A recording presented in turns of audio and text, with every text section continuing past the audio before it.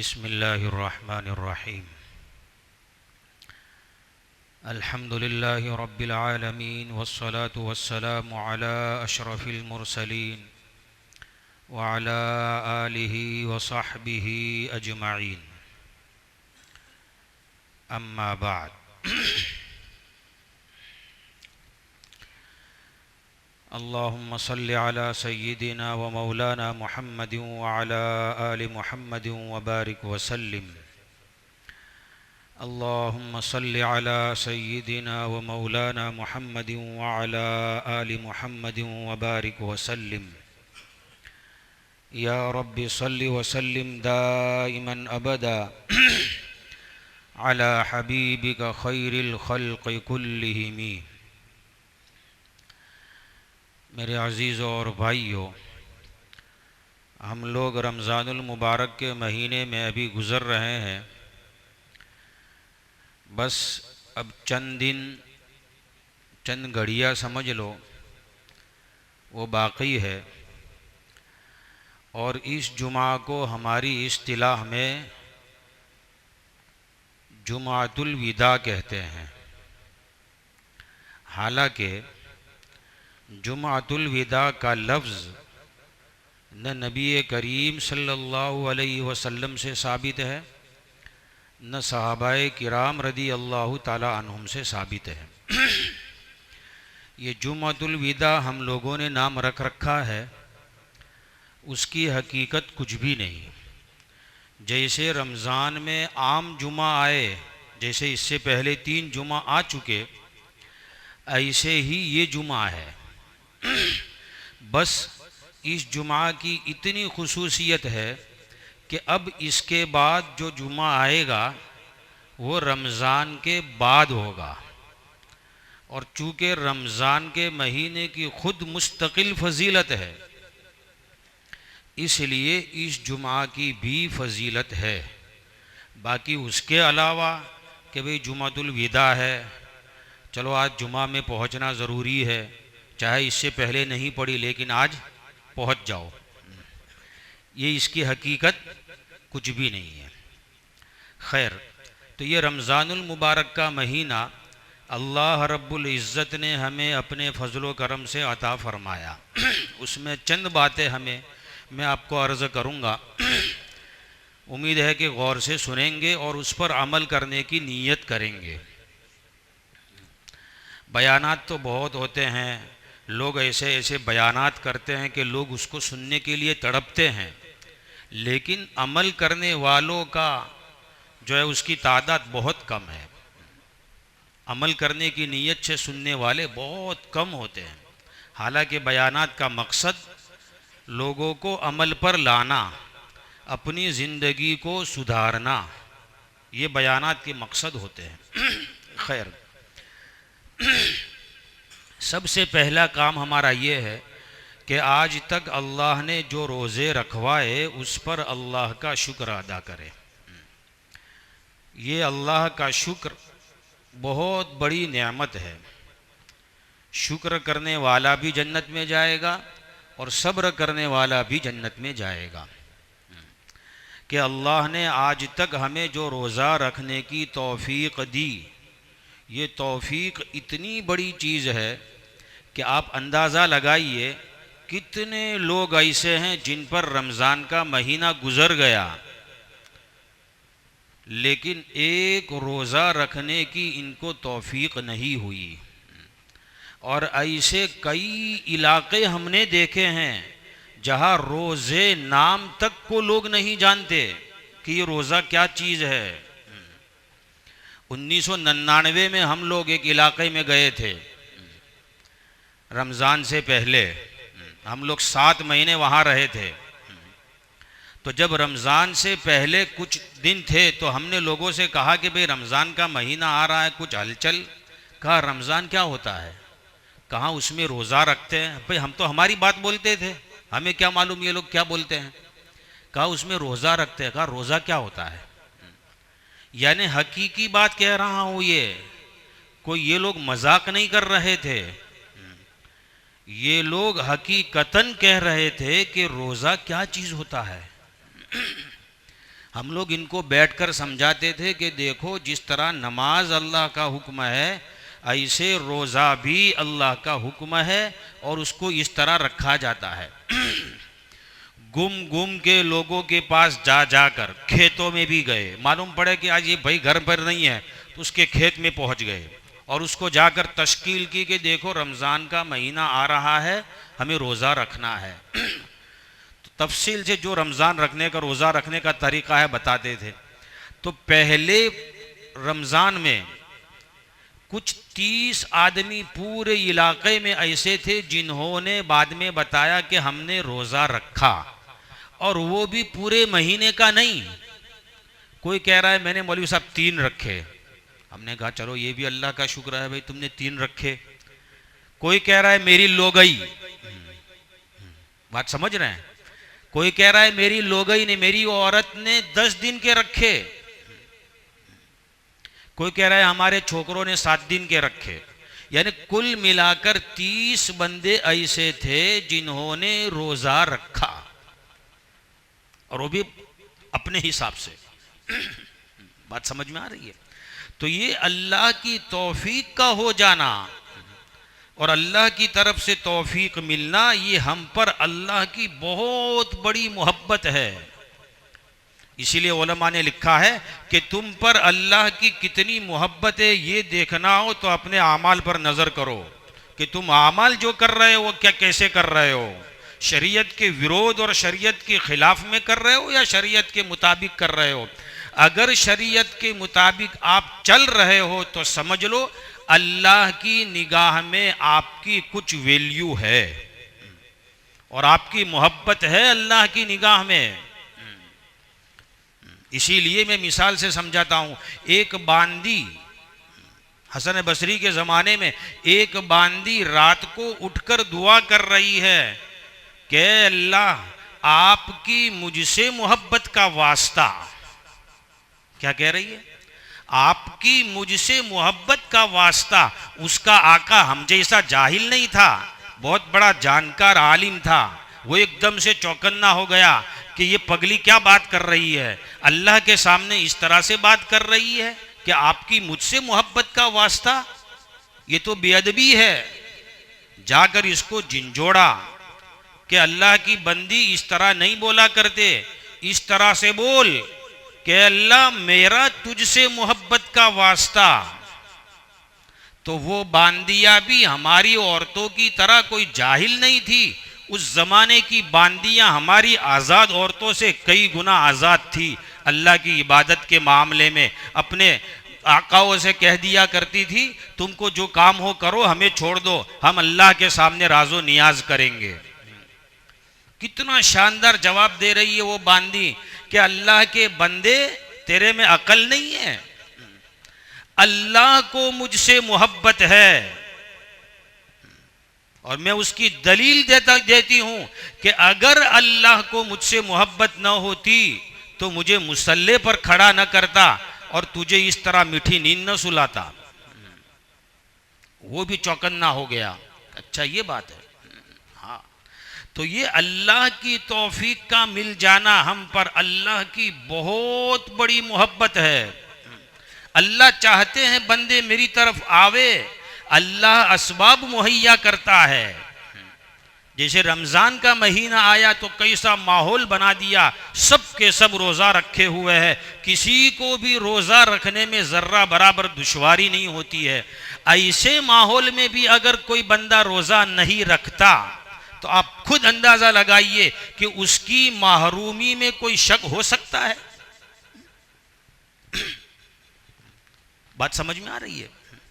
ऐसे ही हर अमल को देख लो। नमाज पढ़ने की तौफीक का हो जाना, अल्लाह की तरफ से असबाब मुहैया हो गए, अजान हो गई, आप हरकत में आ गए, आप अपने काम को समेटने लग गए कि चलो अब नमाज के लिए जाना है। ये सब चीज़ें अल्लाह की तरफ से होती है, क्योंकि आपको अल्लाह अपनी तरफ खींचना चाहता है कि आजा मेरे बंदे, मेरी तरफ आ जा।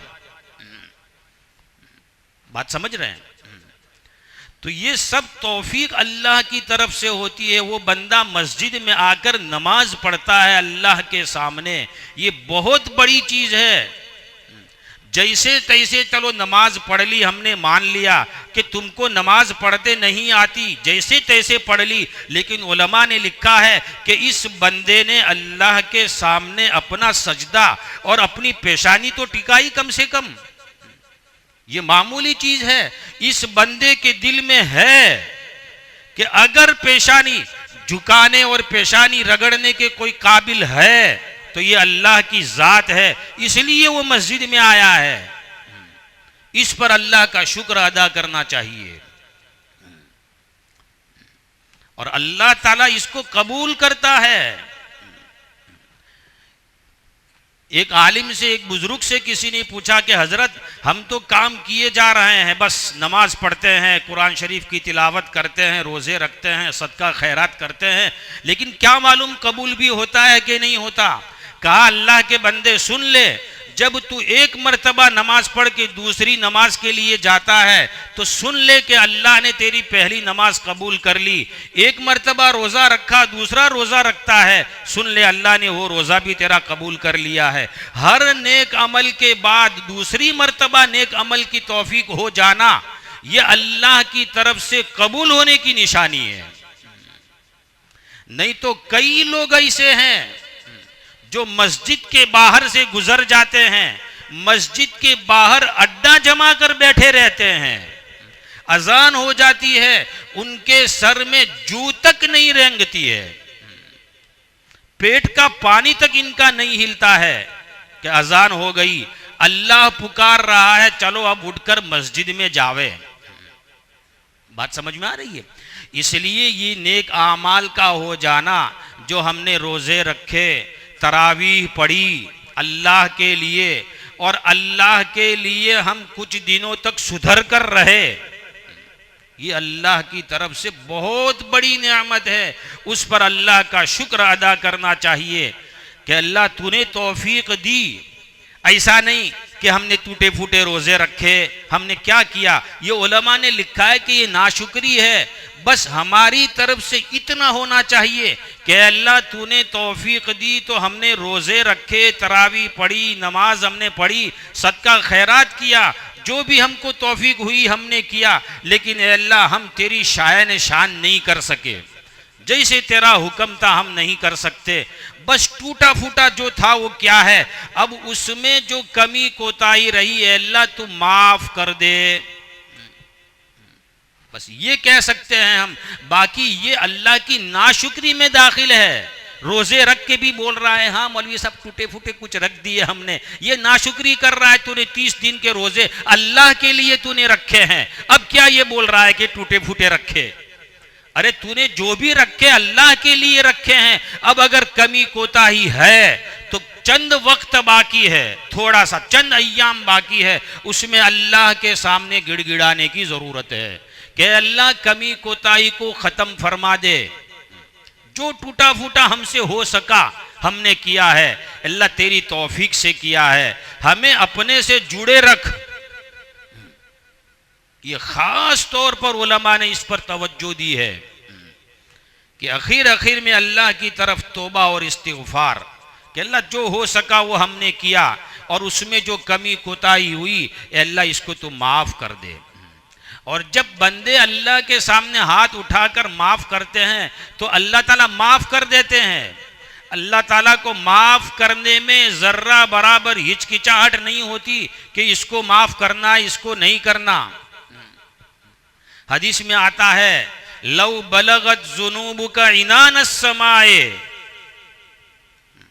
अगर तेरे गुनाह आसमान को छू लेवे, इतने गुनाह कर कर करके तूने यानी बहुत बड़े गुनाह कर दिए, तूने बहुत बड़ा जखीरा कर दिया है गुनाहों का, फस्तगफरतनी, फिर अल्लाह ताला फरमाते हैं कि अगर तू मुझसे इस्तिग़फ़ार और तौबा करेगा, माफी मांगने के लिए आएगा, तो अल्लाह ताला कहते हैं कि मैं तेरे गुनाहों को माफ कर दूंगा और मुझे उस पर कोई परवाह नहीं है कि मैंने क्यों इसको माफ किया। इसलिए अल्लाह रब्बुल इज्जत हमें नवाजना चाहते हैं। तो ये आखिरी चंद अय्याम जो है उसमें अल्लाह के सामने हमें अपने सुधरने की तौफीक भी मांगनी है, और जो काम हमसे हुआ उसमें जो कमी कोताही रह गई है उससे अल्लाह से इस्तिग़फ़ार भी करना है। और ये ईद का दिन आ रहा है, उस ईद के दिन में वही काम करने हैं जो शरीयत से और सुन्नत से साबित है। एक कान खोलकर सुन लो एक बात, कि सुन्नत के खिलाफ जो जिंदगी हम गुजार रहे हैं, अल्लाह के यहां उसका कोई वैल्यू नहीं है, उसका कोई एतबार नहीं है उस जिंदगी का। इसीलिए उलमा ने लिखा है, ताबीईन के जमाने में ताबीईन कहा करते थे कि हम लोग सुन्नत के मुताबिक इस्तिंजा जाने को, एक आदमी इस्तिंजा करने जाता है, लेटरिन में अपनी हाजत को पूरी करने जाता है, इस्तिंजा जाने को सुन्नत के मुताबिक हम सुन्नत के खिलाफ 2 रकात पढ़ने से अफजल समझते हैं, इसलिए कि उसमें नबी का तरीका मौजूद है और उसमें नबी का तरीका नहीं है, नबी के तरीके के खिलाफ उसने पढ़ी है। इसलिए अपनी जिंदगियों को सुन्नत के मुताबिक करने के लिए हमें जद्दोजहद करनी पड़ेगी, अपने दिल पर मेहनत करनी पड़ेगी, दिलों को समझाना पड़ेगा कि आज तक की जिंदगी कैसी तेरी अनशंट गुजरी है, अब अल्लाह के लिए तौबा कर और आजा रसूलुल्लाह की जिंदगी पर।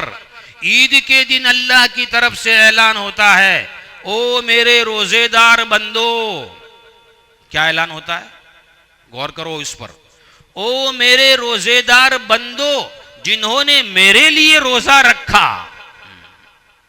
बात समझ में आ रही है? फरिश्तों को अल्लाह गवाह बनाकर और कसमें खा खा कर अल्लाह ताला कह रहे हैं, मेरी इज्जत की कसम, मेरे जलाल की कसम, आज तुम जो मांगोगे तुम्हारी दुआ को पूरी करूंगा, कबूल करूंगा। और फरिश्तों को गवाह बनाकर अल्लाह पाक कहते हैं, मैंने तुम सबकी मगफिरत कर दी और मैं तुमसे राजी हो गया। बात समझ में आ रही है? ये अल्लाह की तरफ से ऐलान होता है। अब आप खुद अंदाजा लगाओ, हम उस ऐलान में शामिल होते भी हैं कि नहीं होते? अगर हमने अल्लाह के लिए रोजे रखे हैं और शरीयत के ऊपर चलने की हमने इरादा कर लिया है, अल्लाह से पक्की तौबा करके आए हैं, तो इंशाअल्लाह अल्लाह की जात से उम्मीद है हम सब उसमें शामिल है। बात समझ में आ रही है? लेकिन नीयतों को अल्लाह ताला जानते हैं कि वक्ती तौर पर यह आया है, उसका अजर आपको मिल जाएगा। आपने रोजा रखा वक्ती तौर पर मस्जिद में आ गए, उसका अजर आपको मिल जाएगा। लेकिन चूंकि आपकी नीयत ये थी कि बस थोड़े दिन के लिए करना है, उसके बाद तो अपने वही काले करतूत और वही अपनी जबान को खुली छोड़ना, नौकरों के साथ गलत रवैये, पड़ोसियों के साथ गलत सुलूक, अपने भाइयों के साथ बदतमीजी, ये सब दोबारा शुरू कर देना है, तो अल्लाह नीयतों को जानता है। लेकिन उससे घबराने की जरूरत नहीं है। अगर आज तक नीयत नहीं थी तो अभी नीयत कर ले कि अल्लाह मैं तेरे लिए सुधरने का इरादा करता हूं, तू मुझे तौफीक दे दे, आइंदा मैं गलत राह पर नहीं चलूंगा। अल्लाह ताला सुन लेगा और अल्लाह तौफीक देगा इंशाअल्लाह। इसलिए हमारी तो जिंदगी रमजान के बाद भी है, और रमजान के बाद भी हमारा अल्लाह से वही कांटेक्ट है जो अभी रमजान में है। ऐसा नहीं कि रमजान में ही खाली अल्लाह ताला बंदों से कांटेक्ट में आता है और रमजान के बाद जाओ तुमको जो करना हो करो, अब छुट्टी हो गई, ये नहीं होता है। जैसे रमजान में तुम्हारा अल्लाह से ताल्लुक है, वैसे रमजान के बाद भी है। इसलिए ये तौफीक मांगते रहना है और पक्के सुधरने की नीयत करनी है कि इंशाअल्लाह अल्लाह के लिए सुधरेंगे। बात समझ में आ रही है? हाँ, इसलिए मुआशरे को अच्छा रखने के लिए सुधरने की नीयतें करो और अपने दिलों से बड़ाई को खत्म करो। रमजान के महीने में नफ्स टूटता है, रोज़ा रख रख कर, तरावीह पढ़कर, अल्लाह की इबादत करके नफ्स टूटा हुआ होता है। ऐसे वक्त में अल्लाह से मांगा जावे कि अल्लाह तकब्बुर से हमारी हिफाजत फरमा। माशरे को तबाह और बर्बाद करने वाली अगर कोई चीज़ है, सोसाइटी को ख़राब करने वाली अगर कोई चीज़ है तो ये तकब्बुर है। आपस में एक दूसरे की बड़ाई, ऐसे बड़े बड़े बोल बोलते हैं एक दूसरे के सामने बैठ बैठ कर। वो चाहता है मैं उससे नीचा नहीं हूं, वो चाहता है मैं उससे नीचा नहीं हूं। बड़े बोल अल्लाह को पसंद नहीं है। बात समझ में आ रही है? जर्रा बराबर दिलों के अंदर अगर तकब्बुर होगा तो हदीस में आता है कि वो जन्नत की खुशबू तक नहीं सूंघेगा। तकब्बुर बहुत बड़ी चीज है। हमारा माशरा इसी में घिरा हुआ है। जिसको देखो बड़े बोल बोलता है और किसी को कोई बात क्या कह दी सर पर चढ़ जाता है। तुम कौन होते हो बोले कहने वाले? किसी को कोई कुछ नहीं कह सकता है। छोटे बच्चों को भी कोई नहीं कह सकता है। उसके वाली लोग आ जाते हैं, बोले आपको क्या हक है, हम लोग जिंदा है। भाई जिंदा हो तो जिंदे वाले काम करो ने, मुर्दा वाले काम कैसे कर रहे हो? तुम्हारे बच्चों को खुले छोड़ रखा है तुमने। जवान तुम्हारी बातें नहीं मानते। ये जवान लोग ये समझते हैं कि हम जो चाहेंगे करेंगे। ये तकब्बुर है। एक बंदा गाड़ी लेकर पास में से हमारी गुजर गया, एकदम बिल्कुल यहां से लगाकर। हमारे साथ में एक साथी और भी थे। मैंने कहा ये कैसा बंदा है ये? तो गाड़ी खड़ी करके उठ के आ रहा है। बोले क्या बोल रहे हो तुम? मैं गलत गाड़ी चलाता हूं? हमारे साथी पास में मौजूद थे। कहा मौलवी साहब जाने दो, ये लोग। बात समझ में आ रही? ये तकब्बुर नहीं है तो और क्या है? भाई गलत तरीके से चल रहा है तू और एक बंदा तेरे को टोकता है सलीके से। ऐसा भी नहीं कि कोई दादागिरी कर दी और भाईगिरी कर दी। ये कोई तरीका है हमारा? बदतरीन मुआशरा है वो, जिसमें बड़ी बड़ी बातें होती हो और काम कुछ नहीं होता हो। जिसको देखो बड़ी बड़ी डींगे मार रहा है। तुमसे ये नहीं होता है कि नमाज के टाइम में अपने जवानों को रोको और मस्जिद के बाहर खड़े खड़े जो खेल रहे हो उसको खत्म करो। शर्म नहीं आ रही? अल्लाह की निदा हो रही है यहां, अल्लाहु अकबर अल्लाहु अकबर, और तुम लोग खड़े खड़े ठट्ठेबाजियां कर रहे हो। ये ही हा के नारे और खड़े खड़े जो है तालियां बजाना, ये मस्जिद की हुर्मती बेहुरमती है या हुर्मत है उसकी? ये तो मस्जिद की बेहुरमती है। अल्लाह की वईद है ऐसे लोगों पर। मस्जिद में दो बंदे बैठे बैठे कुछ बातें कर रहे थे हजरत उमर के जमाने में। कोई मेहमान थे, पहचानने में नहीं आ रहे थे कौन है ये लोग। इस तरह से बातें कर रहे थे पीछे से। हजरत उमर ने कहा इधर आओ। उनको बुलाया, कहां से आए हो? कहा मेहमान है। कहा इसीलिए बच गए। कहा मस्जिद अल्लाह का घर है, उसमें बैठकर तुम इस तरह से बैठ बैठ के बातें कर रहे हो। ये अल्लाह के घर की हुर्मत इनको बता रहे हैं। पास में से गुजर जाना मस्जिद के पास से इज्जत और एहतराम के साथ होना चाहिए। और ये हमारी सबसे बड़ी अल्लाह की तरफ से नेमत है कि हमारी सोसाइटी में मस्जिद है, मदरसा है, लेकिन हमारे दिलों में उसकी कदर और वकात नहीं है। इसलिए अगर हमारी सोसाइटियों को अच्छा करना है, अपने जवानों पर कंट्रोल करो। अपने बच्चों को अभी से आदत डालो कि बेटा अगर कोई बड़ा बंदा तुमसे बात करे तो तमीज से बात करो। छोटे छोटे बच्चे इस तरह से बात कर लेते हैं, समझ में नहीं आता है कहां जा रहा है मुआशरा। बस बयानों पर बयानात और बड़ी बड़ी बातें। इस तरह करने से अल्लाह की रहमत मुतवज्जे नहीं होती है। अल्लाह की रहमत को मुतवज्जे करने के लिए सबसे बड़ी बात अल्लाह की तरफ रुजू। अभी से नीयतें कर लो कि इंशाअल्लाह जैसे हमने रमज़ान गुजारा है वैसे रमज़ान के बाद भी ज़िंदगी गुजारेंगे और ईद भी हम सुन्नत के मुताबिक करेंगे। करेंगे ना भाई इंशाअल्लाह? ईद सुन्नत के मुताबिक, गैर शरई तरीके से ईद नहीं। हमारे बच्चे, और इसमें कोई ये ज़रूरी नहीं है कि आप लोग जो है ज़बरदस्ती की जिस तरह से हो सके माल कमा कर लाए और बच्चों की ईद करवा दी, नहीं। आपके पास जो हलाल पैसे हैं उससे आप ईद कीजिए। अपने बच्चों के और अपने कोई नए कपड़े होना ज़रूरी नहीं है, अपने पास जो अच्छे कपड़े हैं वो पहन लो, बस आपकी ईद हो जाएगी इंशाअल्लाह। बस तो ये दो काम करने हैं। एक, अल्लाह ने जो तौफीक दी उस पर अल्लाह का शुक्र अदा करना है, और हमसे जो कमी कोताही रह गई उस पर अल्लाह से तौबा और इस्तिग़फ़ार, और अल्लाह से हमारे दिलों को बनाने के लिए और सुधरने के लिए ये चंद दिन जो बाकी है उसमें अल्लाह से मांगना है कि अल्लाह हमारे दिलों को सुधार दे, हमारे अंदर से तकब्बुर को ख़त्म फरमा। तकब्बुर अल्लाह की सिफत है भाइयों, सुनो ध्यान से सुनो। तकब्बुर अल्लाह की सिफत है, जो उसमें टांग अड़ाएगा अल्लाह उसकी टांग खींच देगा।